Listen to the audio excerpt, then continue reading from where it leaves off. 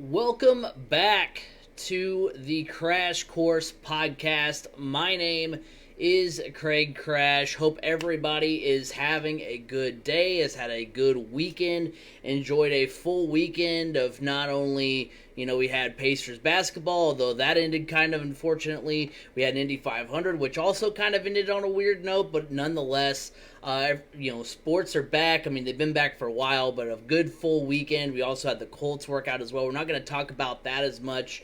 But we do want to talk about the Pacers. We do want to talk about the Racers. We do have a fun podcast in store for you guys. Sorry we're a day late. When we saw the time for yesterday's Pacers game, I was like, you know what? Instead of doing a later show, let's just go ahead and move it back a day. Not unprecedented. So here we are. Episode 31 of Season 3 of the Crash Course Podcast. Now, real quick, before we get into it, as you guys can see, obviously some of you are listening on Google Podcasts, Spotify, Apple Podcasts, whatever. So I guess for you guys, as you can hear, I don't have B. Scott with me. I didn't introduce him because he's not here. So he's got some personal family stuff to attend to. So he's taken an indefinite leave. Now, on that front, he has gotten some good news recently. So hopefully that means that leave will not be as long as previously anticipated. So we're going to be flying solo for the, at least, foreseeable future. So that's how that's going. I don't want to dive too much into it because I don't want to just say, hey, this is all of B. Scott's personal stuff. Here you go. But I just want to let you guys know what's going on there and why I'm flying solo and why the podcast is going to sound a little bit different for the next couple of weeks or so. So just want to keep you guys, ingrained on that. Keep you guys up to speed there. So I just want to let you guys know. And without further ado, let's go ahead and hop into it. So the Pacers, second straight season, they get swept out of the first round of the NBA playoffs. Obviously, this season, they still looked a lot better than what they did being swept out of the playoffs last year. They just looked... Last year against the Celtics, if I remember correctly, it was almost as if they could put it together for one quarter, and it was never the same quarter each game. I think first game they played well first quarter, second game it was second quarter, something along those lines. But they just seemed to fall apart, at different stages of the game, and they never were the same. And this year, you could tell, I think, that not having Sabonis was a big issue. Oladipo, if he doesn't get injured game one, what does that game look like? Maybe that changes the tide for the series. Oladipo did look good. But obviously not having Sabonis was a big key. So let's go ahead and recap it here. Game 1, Heat win 113 to 101. Jimmy Butler had 28 points alongside Goran Dragic, who had 24. They outscored the Pacers by 21 points in the second and fourth quarter, so they had a big issue with not being able to close out the different halves, and that's obviously super important. You got to be able to, they were good to start off a half, and then they would just fade down the stretch. It didn't look very good. Told you guys last week I didn't want to be right on this, but I figured if Jimmy Butler did get back on track, it was going to be a little bit of a rough go for the Pacers. That turned out to be right. As far as the Pacers go, TJ Warren had 22 points. Malcolm Brogdon had 22 points. Oladipo had 4, but he left after being poked in the eye. 35 points from the bench. So you kind of look at that game one and you think, okay, maybe if Oladipo doesn't get hurt, maybe the Pacers are able to, stay in it a little bit, be a little bit better down the stretch. Maybe they could have taken one, so a little bit more along the lines of being unfortunate there. Although, you kind of wonder if he doesn't get injured game one, do they maybe win game one? Obviously, that's turns the tide for the entire series. I don't know that they do. The Heat are turning out to be that team that the Pacers just can't get by. At least here recently. I mean, they didn't play well against them before the stoppage. The one game that they played well against the Heat and won was a game where the Heat and the Pacers were both kind of resting their starters. The one game during the bubble that the Pacers played the Heat and everybody was playing who they normally would play, that's when you saw the Heat kind of dominate. So who knows? But it doesn't help you that Oladipo was hurt down the stretch. Game 2, Heat win 109-100. Miami had 24 points from Duncan Robinson. He was 7 for 8 from three-point range. He started 6 for 6. Dragic again had 20 points. Oladipo had 22 points, and all the starters played in double figures. So, you got kind of the effort. You saw what they were able to do in Game 2 and how maybe Game 1 might have finished. You saw the complete game by the Pacers. It just looks like, unfortunately, in that game, they were I don't want to say overmatched, but they were just outplayed. Miami was the better team that day, and so right then and there, you're down 2-0. Game 3, Heat win 124, Pacers 115. Miami had 4 players with 20-plus points. Jimmy Butler, another 27-point game. He was 17 for 20 from the line. The Heat shot 52 free throws and made 43. The Pacers were just playing very undisciplined down in the paint and in general, really, and just, a lot of turnover, or not a lot of turnovers, but a lot of fouls. Things like that. Obviously, when you send a team to the line 52 times and they score 17 or 72 points in the first half, obviously that's not great. On the other side, you also had Tyler Hero, Dragic, and Bam Adebayo also had 20 plus points. On the side for the Pacers, you had Malcolm Brogdon, who had 34, T.J. Warren, who had 23, Victor Oladipo, who had 20. So the Pacers played well, and they did come back, cut the lead down to single digits late in that game, but just, the amount of times they sent the Heat to the free throw line was not good. The Heat executed from the free throw line. It makes sense, obviously, if you're sending them to the free throw line and being more aggressive if they're not a good free throw shooting team, but that wasn't the case. Then Game 4, this happened, the other night. Heat win 99 to Pacers 87. Miami had Dragic score 23 points. Hero had another big game off the bench. Oladipo had 25. Turner had 22. Warren had 21. But the Pacers bench was outscored 41-3. And, B. Scott and I talked about it last week in the sense that, you don't expect your bench to carry your team. Obviously, that's not a good sign if they have to carry your team. But, you do want to rely on them, and the Heat had, obviously, at least 1 or 2 guys consistently coming off the bench and providing that extra life for the team.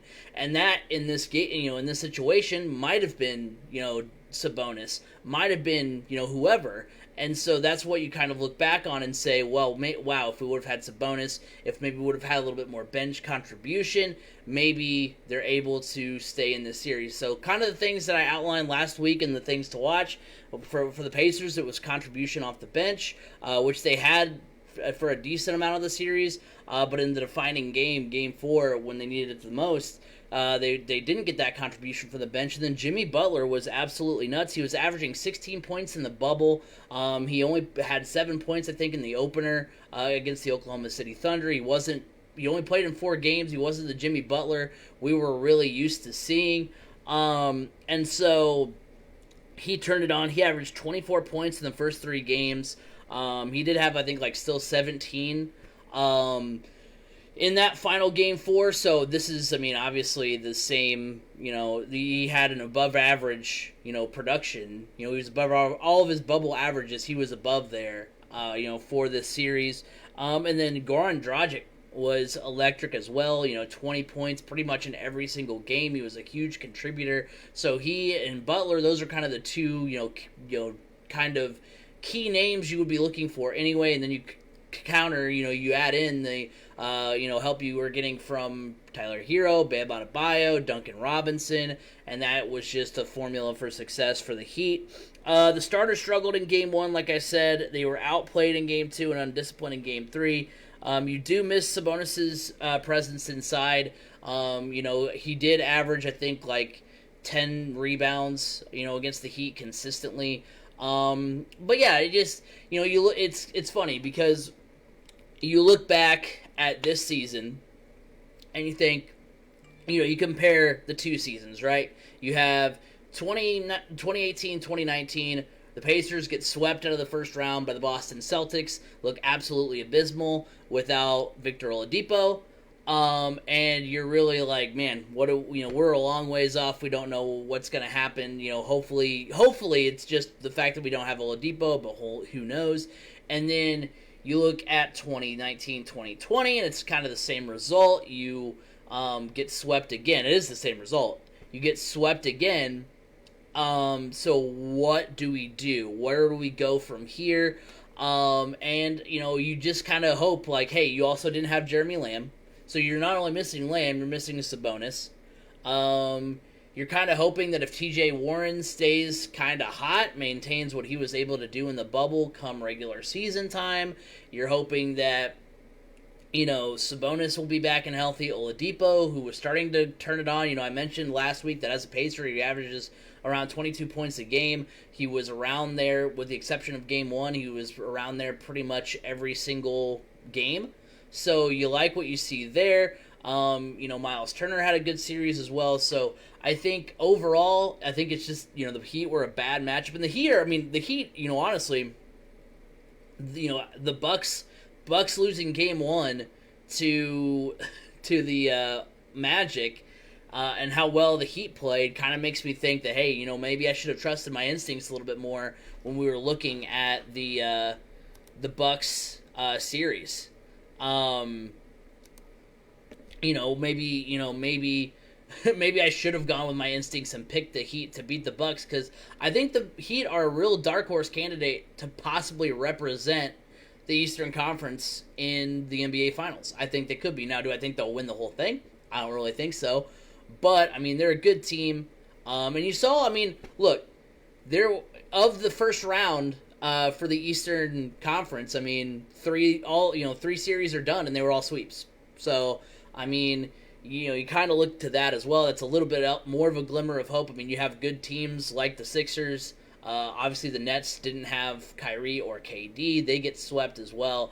And then, really, honestly, if the Bucks take care of business tonight, like they should, and if you're listening to this, on the audio version, maybe they've already taken care of business. But if they do, that means that literally no game in the first round of the Eastern Conference playoffs was longer than 5 games.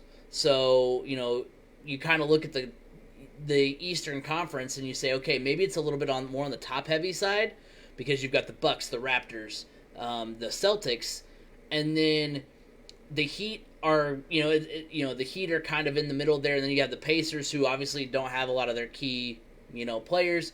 Some of their key players are coming back, from injury, or we're slowly working their way back. So, you look back and you say, okay, you know what? Yeah, both years ended in a sweep, but I think you feel a little bit better about this sweep than, last year. Although, look, I obviously understand that you hate getting swept. You don't want to get swept. But I think this sweep is a little bit more palatable, and you look to next season. I'm actually excited because I think next season could be really interesting. You'll have hopefully a fully healthy Oladipo, Lamb, Brogdon, Sabonis. Everything looks to be in order. If you can add some pieces, I don't know what pieces you add, but if you had some pieces through the draft or through the offseason, maybe that's the way to go, and hopefully that's what'll happen. They can make some pieces. They can put some pieces together, because remember, their first, before the shutdown, the Pacers were rolling. The Pacers were rolling even without Oladipo, and it was kind of the exact opposite of what we thought was going to happen. I know B. Scott and I were both like, if they can just, maintain and weather the ship and get through the first half of the season without Oladipo, once they get Oladipo back, then they're going to be right back in order. They're going to be insane. It's going to be great. So, you look at this season as a whole, they played well without Oladipo. They get Oladipo back. Obviously, the shutdown happens. They go 6-2 in the bubble with some really impressive wins. They get into the postseason. They match up against a team they, have trouble with in general. Played well in all 4 games, just didn't, weren't able to close things out. So I think you're really excited and really hopeful about next season. I know this has been 3 seasons of podcasts where we look back at the Pacers season and we think, yeah, I'm really excited for next year. I don't want that to kind of be the takeaway, but I really am ready for next season, ready to see what they can do in the winter. Now, you take a look at what they possibly could do in the offseason, and, it's kind of like what I just said. Hopefully the Pacers can get healthy. Hopefully they can get back on track. Hopefully, they'll get a healthy Lamb, a healthy Sabonis, a healthy Oladipo, and they will be, right back in order. Obviously, it's going to be another shortened season. And being in the Eastern Conference, I would imagine it's going to be more. I don't know if they'll do anything like they did with like baseball did. I don't know if they'll try to keep it more regionalized because it's not like they have the West, the Western Conference has like an East, Central, and West. It's not like broken down like that. So I don't know if they'll kind of take that model or if they'll just be like, hey, you're gonna play this percentage of your games against the East. Also, they've talked about the season not even starting on time, so who knows what the season looks like. So it'll be interesting to see what happens. Hopefully, I think the Pacers, if they play more games against the East, obviously that helps. But I think they're going to be, in a good spot, possibly a similar spot. Because, you take a look back and you kind of play the what-if game, which I know is dangerous. But you can play the what-if game. You can say, man, what if the season doesn't get shut down? If the season doesn't get shut down, you have Sabonis, you still don't have Lamb. If the season doesn't get shut down, which means obviously you're not playing in a bubble, which means you have home court advantage for those first two games as well. I don't know if that played anything of a factor. So there's a lot of, I guess what I'm getting into ultimately is this past season had a lot of extenuating circumstances, and I think the Pacers were able to, leapfrog more of the obstacles than what tripped them up. And I think that's what makes you excited about next season. So number one, get healthy, obviously. You're hoping that if everybody comes back healthy, they're going to be a very scary team. And then one of the kind of, should they do this or should they not do this? And that is, we talked about it. This is kind of a thing that I've kind of come to grips with. I've been a Miles Turner apologist up to this point. I've been like, you know what? Because I think the thing is a lot of people, watch watch the Pacers games and all that stuff, and I think Miles Turner has been better than I think people have given him credit for. But at the same time, I kind of feel the same way about him as I do, tying it back in. I got the Cubs shirt on, tying it back into the Cubs. I kind of feel the same way about trading Miles Turner as I do about trading Chris Bryant. Like, I don't want the Cubs to trade Chris Bryant, but it may just be time. It may just be, I want everybody from the core, unit to be on the team, but if it means we get to sign Javi, it means we get to sign, Rizzo, then it may just be a bad sacrifice. So if it means signing Oladipo, now granted Turner is on the books for another 3 years, but if it means signing Oladipo, if it means, making sure all these guys are still, good to go, then maybe it's time. I don't want it to be time, but maybe that's what they do, and I think this is the perfect time to do it. My old dorm room compadre, Pat Boylan, who works for the Pacers. He lived across from me in the dorms at Ball State, and he sent out a tweet and said that Turner played well this series, and I agree. He did play well in the series against the Heat, but the question is, you look at this this season for the Pacers, they only have one selection in the 2020 draft, and that's the 50th selection. So, you kind of look at it and you say, okay, well, does that really matter too much? I mean, the Pacers have a solid core of players on their team. Only a handful of contracts expire this year, and they're not like major ones that you really got to worry about. I mean, some of the guys whose contracts are up, you can obviously re-sign. Some of the guys whose contracts are up, for example, Justin Holiday. I think that's his. Well, I got the name right there. I don't know why I just completely blanked. Justin Holiday. See, I was right. Justin Holiday, his contract's up, but you have guys like Brian Bowen, Elise Johnson, Jakar Sampson. Some of those guys. I mean, if it means bringing in, somebody, if it means in bringing in better talent, whatever, you're going to make that decision. So you kind of, wonder what the plan might be moving forward. So they, so they have basically the core of what they had this year coming back next year. Hopefully it's healthy. And then, so you kind of think, okay, maybe they may not need that pick, but at the same time, I think they do need more depth. And I do think that they need to, obviously, even though it's not a class that necessarily has a defined number one pick, the class this year isn't, super incredible. But at the same time, it is one where you can add some depth, add some guys to the roster, and I think that'll be kind of the play. So you can either trade Miles Turner to get some good depth guys who are already established, or you can trade him for more picks. Like I said, he is on the books for another 3 seasons, $18 million a year.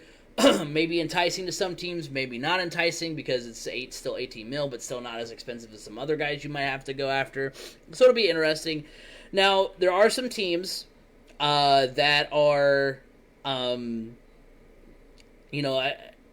they could possibly be suitors for Miles Turner. You've got the Sixers, who have 5 picks.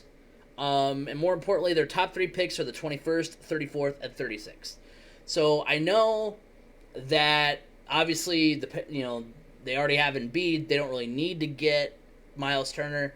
But at the same time, I mean, hey, look, they just fired their head coach. Maybe they're looking to shake things up. Maybe they trade those couple of picks for Turner, who's established. Maybe isn't as isn't as flashy as Embiid is. Maybe that's the play. Unlikely, but maybe is what they do. You've got the Celtics, who have 4 picks, and their first 3 are 14, 26, and 30. So maybe you trade them for the 26th and 30th and maybe another player, because the Celtics are a team that's been rumored to be, trading for a Pacers superstar for, I feel like, the last 4 years, whether it be Paul George or Miles Turner. So you have those possibilities, and then one that I thought was an interesting kind of thing to throw out there. Obviously, this isn't going to happen, but I also thought it might be cool. The Golden State has the number 2 pick. Now, will they trade the number 2 pick? No. Their other 2 picks are 48 and 50. But hey, maybe the Pacers can sway them. Hey, because remember, this is another team in Golden State that is a good team. That the only reason they have the number 2 pick is because they were so bad this season, but the only reason they were so bad this season is because of no Steph, no Clay, no KD, obviously KD in free agency. So obviously that was going to change the makeup of their team. So maybe this season, maybe you can figure that out a little bit. So those are just some suggestions. So I think, like I said, above and beyond, it should just be getting healthy. And, I'm excited about what a healthy, Pacers team could look like. Obviously, it's a shorter off season, but you had a longer layoff. Maybe they do benefit from not as deep of a run because, obviously, some of these teams are going to be playing, into September, into early October.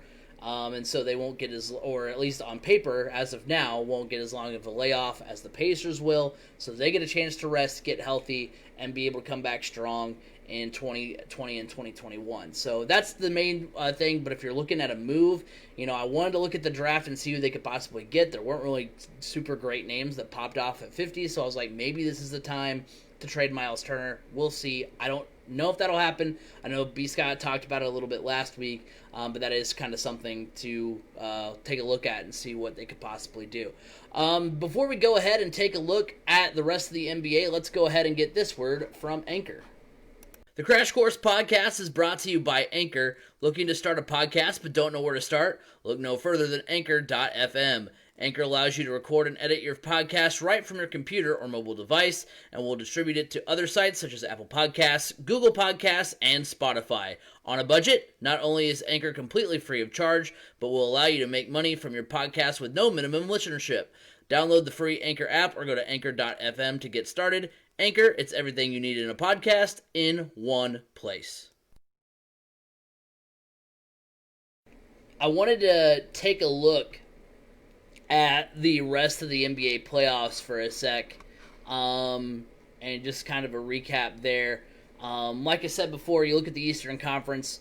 The Bucks lose Game 1 to the Magic, but then they win 3 straight. They're most likely gonna go ahead and win that bad boy. I think they play tomorrow, which would be Wednesday. So if you're listening to it on Wednesday, it's obviously they will win it today. Or should. I mean, who knows what will happen? But I think that'll kind of be what happens there. Not really counting against the Milwaukee Bucks, even though they did lose Game 1. Giannis has looked better. And so if that happens again, you look at the Pacers sweep, but then you put it up beside the fact that, the Raptors swept the Nets and the Sixers got swept by the Celtics, then it kind of looks a little bit more palatable. It doesn't look quite as bad, so you kind of take a little bit of a breather, say, okay, you know what, it's not the greatest. Obviously, we don't want to get swept, but comparing it to the rest of the East, it was all chalk. Dude, I was all in on the Blazers. They get that shocking, Game 1 win, kind of the same deal as with the Bucks and the Magic. The Lakers get that incredible, Blazers get that incredible Game 1 win, and then what did I tell you? LeBron is LeBron is LeBron is LeBron is LeBron. And you're not, and playoff LeBron is pretty much what you can count on a good chunk of the time. They've won the last 3. I think they play tonight. No, they play tomorrow. So they play Wednesday. But one of the games that is going to be interesting for tonight is Clippers and Mavs. That's the 2-7. It's tied at 2 right now. So that's pretty crazy to think about that. Especially because, obviously the Mavericks, I haven't been too locked into that series. But Tim Hardaway Jr. has been going off. You would think with Kawhi and PG, they would be in good shape. But this isn't the first time that Paul George has been paired up with another big superstar, and he's not risen to the occasion, because I think it was the Jazz over the Thunder when he was with Russell Westbrook a couple of years ago. So it'll be interesting to see how that turns out. So I think that's been an interesting series. It will be an interesting series. You do have, Jazz and Nuggets. That game is actually ongoing right now. And, the Jazz are leading, and if they win, they're on to the next round. Nuggets, a little bit disappointing for them, because I know they've got a young core, kind of like the Pacers, and we're, I think, expecting to do a little bit better. But, yeah, you had basically these two teams for the Clippers and Mavericks, they've swapped. Clippers win Game 1, Mavericks win Game 2, Clippers win Game 3. Obviously, the big Doncic play at the end of the game the other day, so they get the win there. And then the Rockets and Thunder. What I tell you? I told you. It was going to be a tight series. It was going to be a fun series to watch. And that one has lived up to the billing as well, because you have these teams and these players are very familiar with each other. I know Steven Adams and Russ were chirping at each other before the game the other day. So it's gonna be fun to watch. So interesting to see how the Thunder Rockets series and the Mavericks Clippers series turns out. The other series are pretty much all but over. We'll see what happens there. But yeah, exciting to see what happens with the rest of the NBA playoffs. I just kind of wanted to give an update there, since we talked about it obviously for a good chunk. Obviously, a good chunk, like it wasn't the complete point of the show last week, Craig. But yeah, so I wanted to give an update on the series. So before we wrap up here today, let's talk a little bit about the Indy 500. I wanted to talk too about college football, but I think I'll save that for next week's show, because I was thinking, doing some producing on the air here, I was thinking about taking the week off next week and doing the college football preview this week, but I was like, no, that's too many things. The Pacers series is over. You could talk about the Indy 500, save the football for next week. So that's what that'll look like. So the next 3 podcasts will be, and it will be obviously this one. Then it'll be next week's podcast, which will be on the 31st, will be college football preview. The following week will be an NFL preview. So that's where we're going to be at. That'll get us, through Oh, that'll get us through September 1st. No, I'm an idiot. September 7th, something like that. Anyway, that's what the plan is moving forward. And so make sure you're locked in. Make sure you're following us at Crash Course FM on Twitter. Subscribe to us on YouTube, Crash Course Podcast on YouTube. You can, if you end up missing a live broadcast, we are gonna start uploading the full podcast to YouTube for the time being, kind of seeing what works, what doesn't work right now. And then also, like us on Facebook, Crash Course Podcast on Facebook. That's where you can see the podcast get recorded live every week. So make sure you're locked in there. And then also you can listen every week on Apple Podcasts, Google Podcasts, Spotify, wherever podcasts can be heard. You can find us also anchor.fm/Crash Course is the site we operate out of. So those are all of our socials. So make sure you are locked and loaded. New episode of Memory Lane coming out on Friday. That'll be the Colts and Broncos game from a couple years ago. We wanted to show a little bit of love to Andrew Luck. Obviously, yesterday was the anniversary of Andrew Luck's abrupt retirement. So we wanted to kind of highlight one of the signature moments of his career when he beat Peyton on Peyton's return to Indy. So that was a lot of fun to do with Ben, so make sure you guys are locked and loaded. But yeah, let's go ahead and talk about the Indy 500. What a race. Takuma Sato ends up winning the 104th running of the Indianapolis 500. He led twice for 27 laps. He took the lead on lap 185. Scott Dixon led 111 laps. He was the dominant car, but he does finish second. There were 21 lead changes among 11 drivers. Graham Rahal, Santino Ferrucci, Joseph Newgarden rounded out the top 5. As far as Brandon picks go, Elio finished 11th. Rinus VeeKay finished 20th. For me, Alex Palou finished 28th. And then both of our picks for Dark Horse was Connor Daly. He gets taken out in a wreck. He finishes 29th. So VeeKay and Palou, didn't get inside the top 20 for Rookie of the Year. And then Elio, which was B. Scott's pick to win, finishes 11th. He was up there. He just didn't seem to have the car either. There were 7 cautions. Spencer Pigot crashes on lap 196 into the pit wall, and that causes the race to end under caution. So I texted B. Scott during the race. I said, I texted him. I said Dixon took over early and just kind of never looked back. That was, of course, before he lost the lead to Sato. He texted me back and he said the race was boring. I was like, what do you mean it was boring? I thought it was a lot of fun. And he said anticlimactic. So I can agree on that. I think overall, when I look back at the race, especially now a couple of days removed, I think, okay, was it the greatest Indy 500 of all time? No. Was it a top 5 Indy 500s that I've witnessed? Probably not. But it was a good race.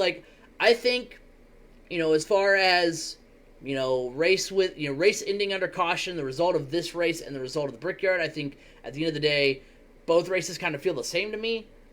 So I think a good Indy 500 is better than maybe the best Brickyard 400 right now. And I don't mean to take a jab at NASCAR, but that's just how I feel. So I was satisfied. Obviously, I think there were some ways, excuse me, that you could have had, you could have had a better result, finish wise. But I think overall I was satisfied. Like I said, every year doesn't need to be the greatest Indy 500 of all time.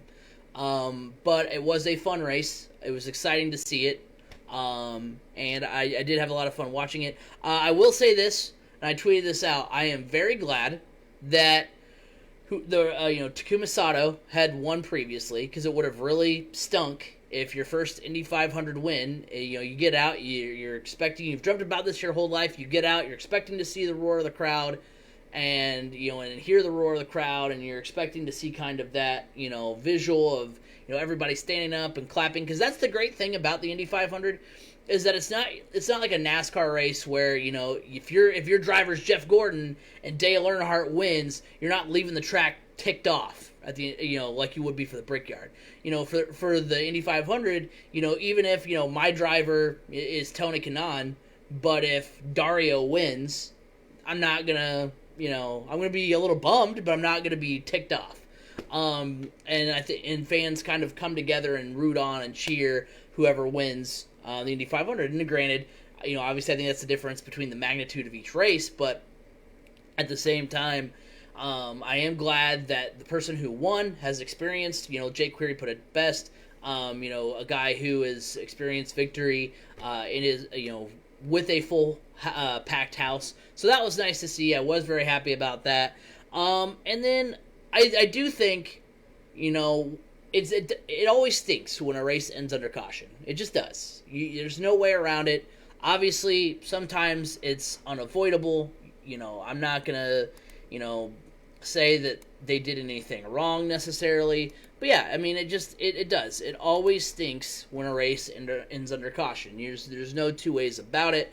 So, I mean, I think, the caution happens at lap 196. So they're heading into lap 197, which is obviously 3 to go. By the time they throw the yellow and the red, or maybe they can throw the red immediately. I don't really know the rule on that. I don't know if they have enough time, and I think by the time they could have made the decision, I think you kind of need a lap to make a decision, and if you do that, I mean, you don't have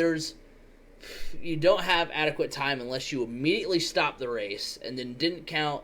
Like, it would have been tough. I think they should have. I think there would have been a cool way to red flag the race regardless, and then, I mean, if you red flag the race and say, hey, there's no way we can restart it, then you call it same result. Just like it's a rain-shortened race. You throw the red flag immediately. Is there a way we can salvage it? No. Okay. Because I did hear rumors that it would have taken like an hour to fix the wall that Piggott ran into. But then you think, okay, well, if you would have had that little bit of a layoff, if for some reason they're like, okay, you know what? This is worth it. We're going to red flag, and we're going to see what happens. And we're going to, we're going to fix the pit wall. We're going to go back green as soon as possible. We're going to run one lap under caution. We throw the red immediately at lap 196 before they have a chance to cross the line to go to 3 to go. We'll get a one-lap shootout, and we'll see kind of what happens. That could have been an option. I think it would have been really cool to kind of, ramp it up and set the stage. You could have interviewed Takuma Sato and interviewed Scott Dixon and taken a look at, different sort of things. So there was a way that, you could have hyped it up and made it very entertaining. That would have been the best finish for, fans that obviously couldn't go to the race this year. I think that would have been a really cool thing to see. Logistically, who knows if that was really possible. But that's kind of the thought process that goes through my mind is hey, what if, they could have thrown the red flag immediately, got everything stopped, got everything set up, and then just said, hey, you know what, the red's out, we're going to fix everything. While we do that, we're going to interview Sato, we're going to interview Dixon, we're going to interview, David Letterman, Graham Rahal, owners of Takuma Sato's car, we're going to interview Chip Ganassi. We're going to do all this stuff and kind of hype it up and build it up and then have that one-lap shootout. So I think that would have been better for fans. Whether or not it's feasible, I don't know. But, I mean, I think overall it was a good race. I'm not going to knock it. Obviously, it stinks you couldn't end under green. But that's how it goes sometimes. And I think overall it was an okay race. Maybe, like I said, top 5 Indy 500 of all time. Absolutely not. Top 5 that I've been to, probably not. But, I mean, it is what it is. I hate using that phrase. I don't like it. But, but sometimes it does apply. So I think overall a good race. I don't, look, I'll say this. Normally I think B. Scott and I normally do a little bit of a preview for the end of the IndyCar season. And look, I think Scott Dixon, barring anything unforeseen, has pretty much got this season on lock. Because even if he's not going to not win another race the rest of the year, he's already won 3. He led a ton of laps this weekend. And I think he obviously has an opportunity. We saw what he did at the first time at the GP, which that's another thing. That's another. They're going to race again at the road course. You've got Gateway coming up. If he can win a race at Gateway, that would be even better. So I think they're going to I think they're going to have, I think Scott Dixon's going to have a really good season. I think he's, probably my pick to win the whole thing if we're talking about it. But overall, good weekend, good race. I'm happy with it, and hopefully next year we can be there for it. That'd be really awesome. That will do it for this week's edition of the Crash Course Podcast. Thank you guys for hanging out. Remember, you can follow us at Crash Course FM on Twitter, Crash Course Podcast on YouTube. Make sure you subscribe. New video coming out, Memory Lane, our 4th episode. That comes out on Friday, so make sure you keep your eyes peeled for that. Also, make sure you are you like us on Facebook as well. Go check us out. That's where you can see the podcast recorded live every week. And as usual, you can find us at anchor.fm/Crash Course or wherever podcasts can be heard, Apple Podcasts, Google Podcasts, Spotify, the whole 9 yards. So make sure you stay tuned for that. Next week, we'll talk some college football. But until then, have a good one, everybody.